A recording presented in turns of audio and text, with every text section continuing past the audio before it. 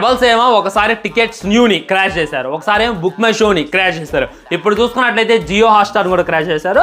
అది కూడా అసలు మనకు ఏ మాత్రం నచ్చనటువంటి ప్రభాస్ ఫ్యాన్స్ సైతం అరే అనిపించేటటువంటి రాజసాబ్ సినిమా కోసం ఇది మామూలు విషయం కానే కాదు. దీంట్లో రెబల్స్ హ్యాండ్ ఎంత ఉందో జియో హాట్స్టార్ హ్యాండ్ కూడా అంతే ఉంది అనేటటువంటిది 100% వస్తువు.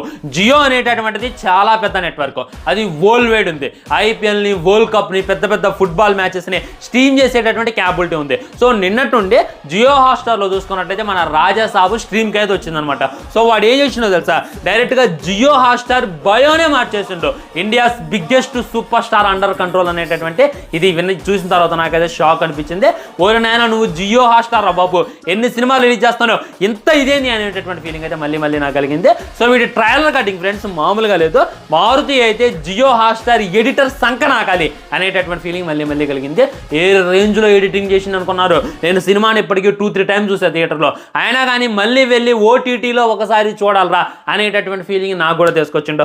ఎట్టా ఐపీఎల్ ఉంది అని చెప్పి జియో హాట్స్టార్ యొక్క సబ్స్క్రిప్షన్ కూడా తీసుకున్నా, వెళ్ళి చూద్దామంటే క్రాష్. అది రెబల్స్ అనమాట.